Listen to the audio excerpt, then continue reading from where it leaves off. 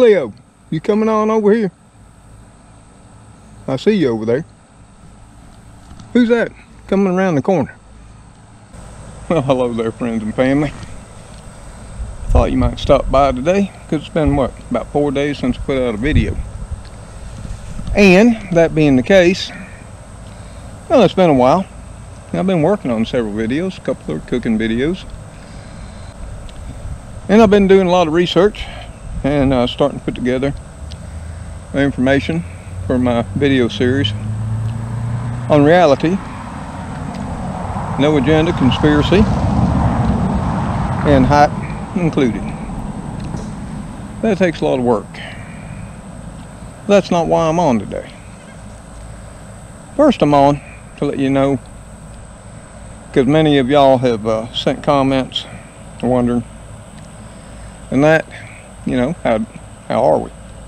Well, we're just fine. I'm as fine as you can be, considering my, you know, everything I have going on. But, you know, everybody's concerned about what now is in the record book as Laura, Hurricane Laura, which will go down in history as being the strongest hurricane to hit Louisiana since the mid-1800s, far surpassing Harvey and Rita. And I think everybody in America knows the catastrophic and devastating impact that it's had from the Louisiana coast there at Cameron all the way through central Louisiana, destroying places like Lake Charles, Holly Beach, Dequincy. It remained a Cat 4 when it hit Dequincy. It was still a Cat 2 when it arrived in northern west portion of Louisiana as a Cat 2, and was still a weak Cat 2 as it crossed the northern Louisiana state line into Arkansas,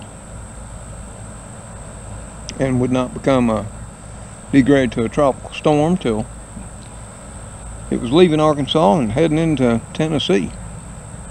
And as it crossed Tennessee, parts of the Ohio Valley, and that, it became a tropical depression, and Laura never dissipated up until it finally ended up going through the northeast into Canada. Simply historic, amazing storm. And it also hit southeast Texas as well, even though that was on its outer bands and didn't suffer the full brunt force of the eye walls. There was still damage to people's homes, businesses, their livelihoods. And what has consumed me since Wednesday is I was tracking that storm. One, I wanted to make certain it didn't do like Marco. Marco was predicted to go north-northwest, and because of weather patterns, Marco took more of a northerly path at first and stalled out just off the Alabama, Mississippi, and Florida Panhandle coast before coming up through southern Alabama and going into Georgia, the Carolinas, and what have you. But I mean, Laura for me here was nothing more than off and on rain, most of it mild, some of it medium, and on occasion pop-ups. It was rather intense rain. No wind damage of any sort. Unlike Louisiana. When Laura came ashore, it was a strong Cat 4. It may even be now classified as a Cat 5, with sustained winds and the eye walls of 150 miles an hour. You think about that. With gusts up to 185 recorded. And it came ashore in Cameron, Louisiana. pretty much destroying every building, residence, business, public buildings, and what have you. And those it didn't totally destroy, it severely damaged, and at the very least, the further you got away from the eye walls, there was significant roof damage. I've watched hundreds of videos. But it didn't stop there. It remained a Cat 4 strong as it plowed into Lake Charles and Sulphur, Louisiana, and surrounding communities. Still with sustained winds as high as 140 miles per hour. In fact, right before the weather monitoring station in Lake Charles went down because it was destroyed, I saw wind gusts at 138 and increasing. And then there was nothing. I tracked this storm live as it came through Louisiana till the wee hours of Thursday morning, till later Thursday morning. Why?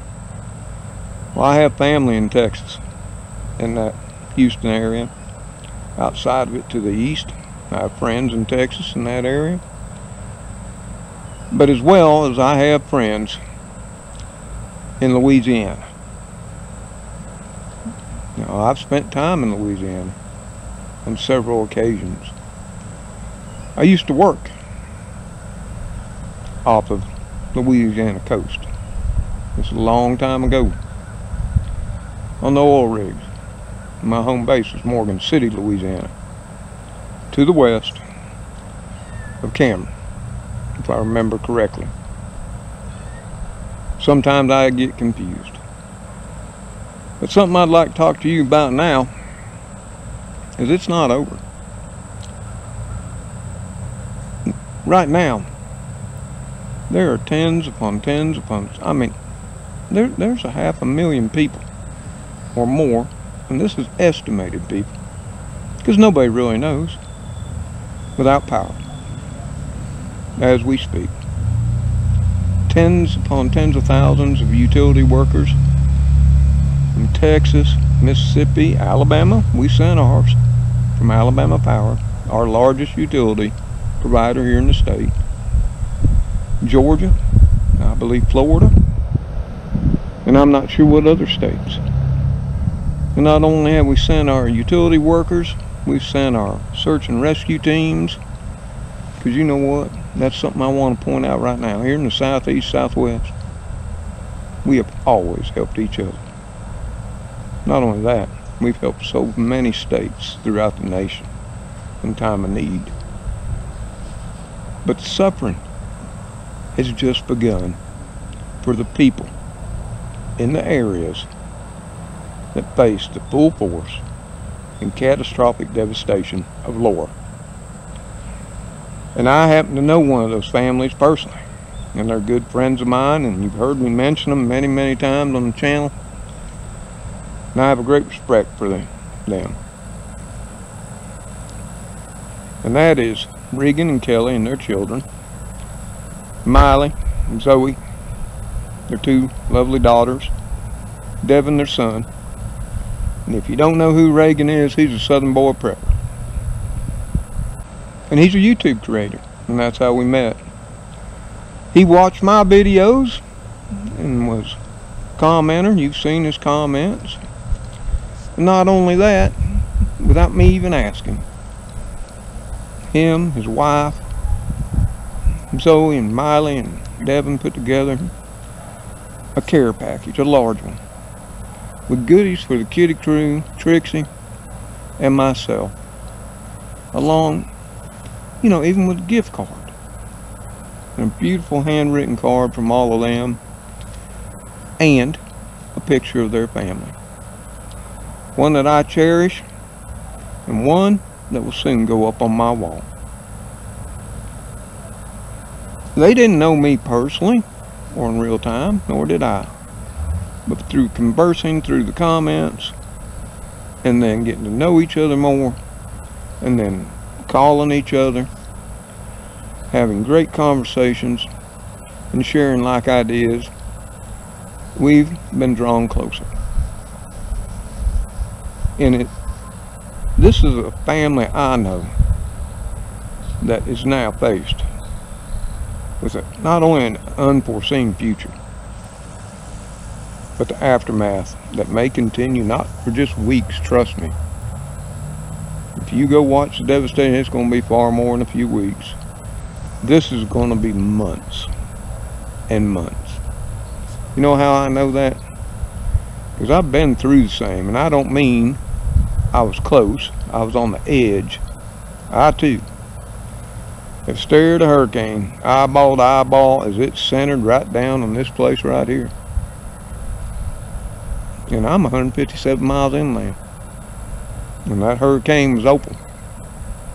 Up until Laura now, it was one of a few hurricanes that remained a hurricane as it tracked far inland. Even so, when it got here,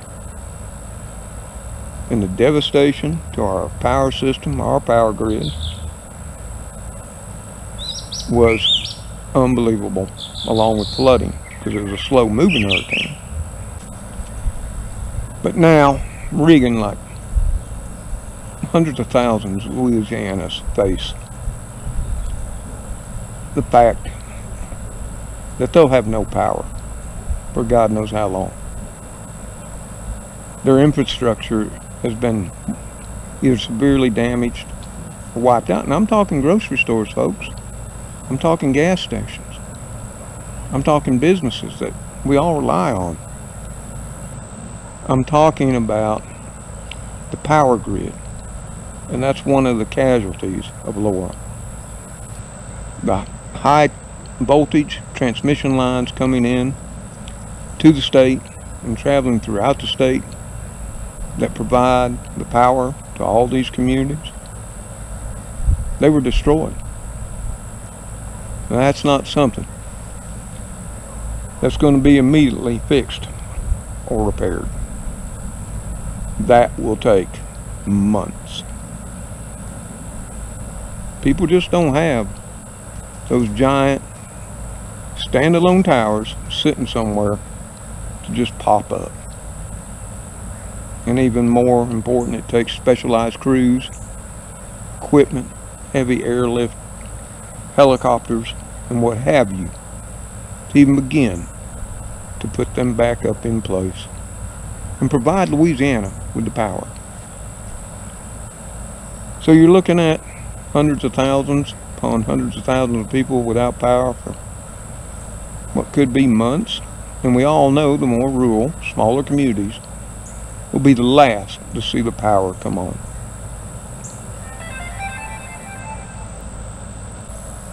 Hey! Well, I had to break away from y'all for a minute. That was actually Regan, Southern Boy Prepper, on the phone, letting me know he was going to go into Texas because he don't have internet service. And let's all face it, if it's going to be possibly 4 weeks to a month, 2 months, 3 months before he gets power, the chances of getting internet service back is going to be even further out. It's not a priority, trust me, it ain't. It never is. His cell service is spotty at best, and the quality is terrible. I spent a couple of hours with him yesterday talking just to get a handle. Once he'd been there, since he came home late Thursday morning, which he made a preliminary live video then. And he walked around and he did it live, so what he thought was what he had was some damage to his roof, some shingles missing. Structurally, his house was fine. His garage, 2-car garage, if you follow him and seen on videos where he keeps his chickens for now and his brooding, along with equipment and cars and side-by-side and stuff, didn't seem to be phased. Even his small white shed out behind it seemed to come through the storm, as well as his new chicken coop that he had just recently purchased and put in place. Now, he did have an old barn that he even said as he did the live stream, well, it really needed to probably come down anyway. Well, he don't got to worry about that now, because a large tree took care of that for him. It pretty much destroyed 3/4 or more of it. Thankfully, he didn't have much in it except his bush hog, which he seemed to think was not damaged. And he'd been making preparations. He had water totes filled. They remained intact. And that, he didn't have any power coming into the place. Still had water. But something he had done in the past, he'd installed a whole house standby generator, a Generac, 22 kW, natural gas fueled. And he still had natural gas, so he was able to start that generator and provide power to his home, which is something hundreds and hundreds of thousands of Louisianans will not be able to do. And getting a generator right now, as all of you know, when something of this catastrophic event takes place, they disappear within a day or two, or the price goes up to where the average working man can't possibly afford it. And that's what's happened now. But he just did a preliminary look, and he and his family, they were alive. They evacuated, albeit they evacuated as Laura was just starting to come ashore. But thankfully, they drove to the west into Texas and were able to get outside the path, even the outer bands, into Dayton, Texas, where there were absolutely no consequences, nothing but breezy conditions and rain.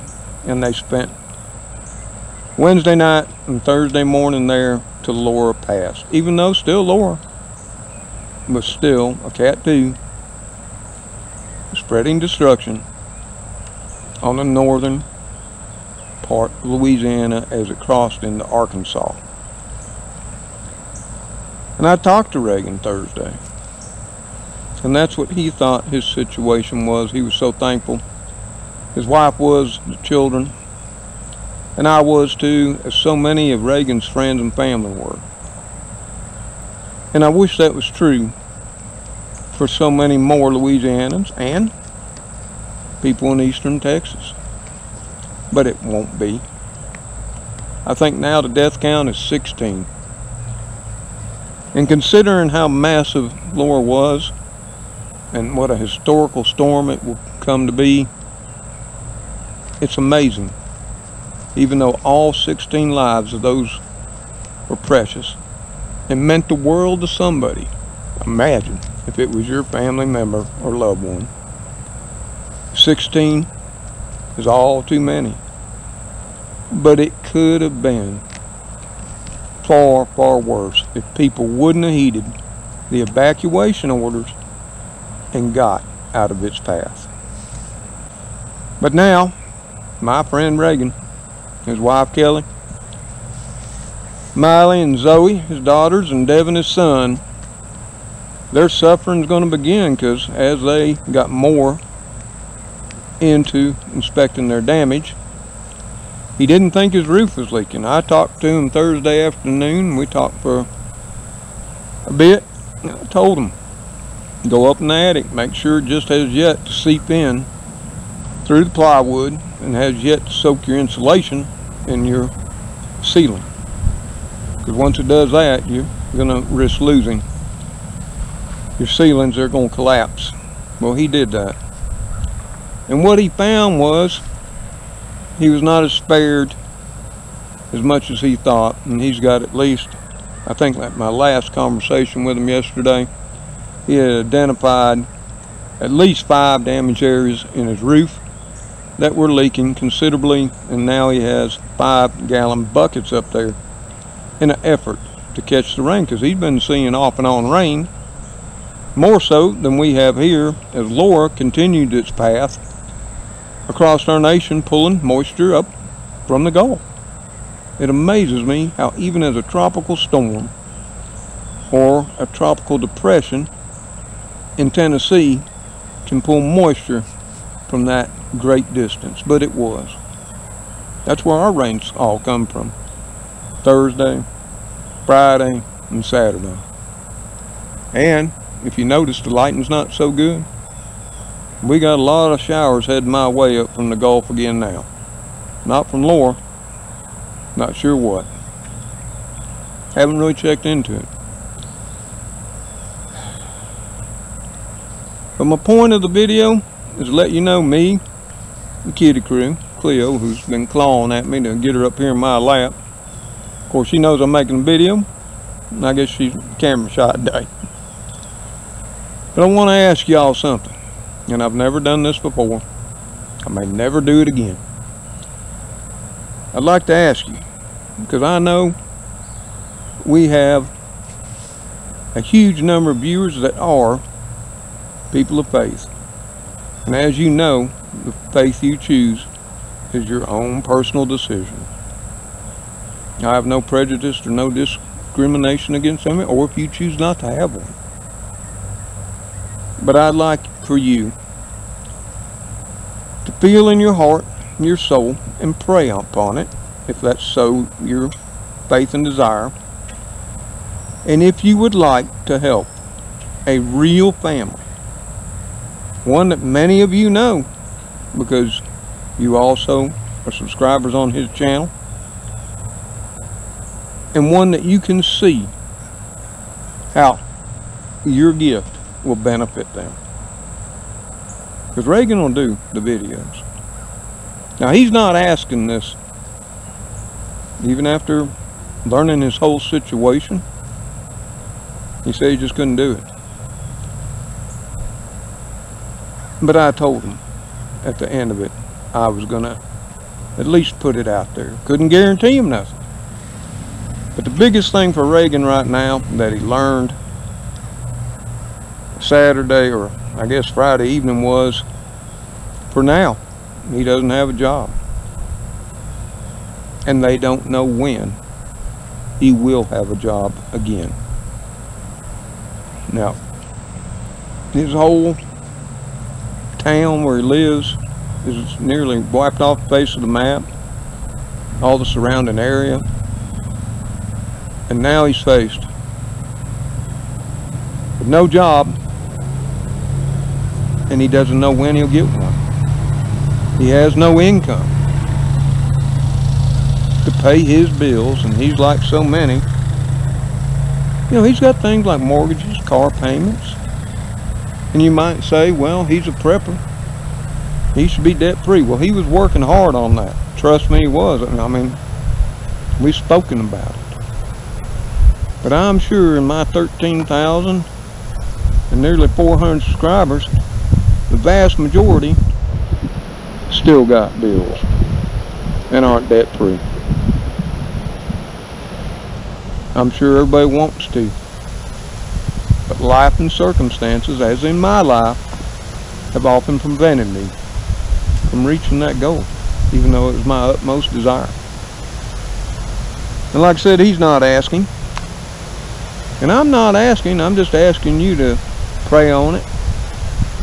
Ask yourself, you want to go over to his channel, and if you haven't, and check out some of his videos, try to get a feel for the man, his wife, and children, then I encourage you to do so. And I'll tell you what, he hasn't monetized his channel yet. And he doesn't know if he ever will. But like I told him, sometimes faced with circumstances, you have no choice. But pray on it. Look inside yourself. And if it feels good to you, and you want to help a person you can see benefited right here on YouTube, you can see now we got a front coming in and the wind's starting to pick up. Now I hope y'all can still hear me, because until it rains I'm going to stay with you. And like I said, pray on this. And if you can, I'm going to leave a link to his wife's PayPal account down in the description below this video, as well as their mailing address and a link to Southern Boy Prepper's channel. And if you choose to, that's fine. If you choose not, that's fine too. Because here again, it's a personal decision and that. But for now, as you can see, temperature just dropped about, oh, I'd say a good 10, 15, maybe 20 degrees. So I know that storm front I was looking at earlier, it's about to wash over deep South Bama. Never fear. Old Mr. Tom and the kitty troop, which took off to find shelter, and they have shelter, by the way, they have their storm bunker underneath the front porch. There have been times I wish I could squeeze myself in there with Trixie. So never worry about them. We'll be just fine. And remember, I appreciate each and last one of you. It is because of you, my friends, my family, and my loved ones that keep the old man going day in and day out. And when I say I do hope and pray every evening, I lay my hands on that notebook where I write the names in of those in need, not only in our community, but in our nation and on our planet. And I pray.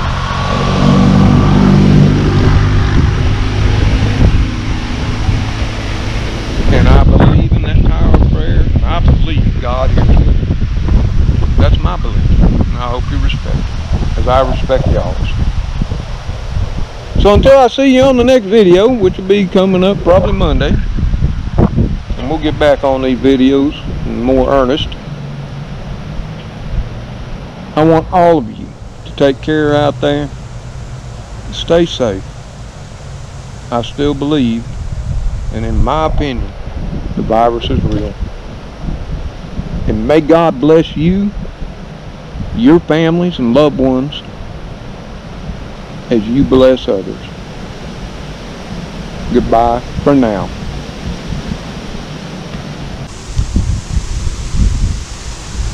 Cleo. Magoo.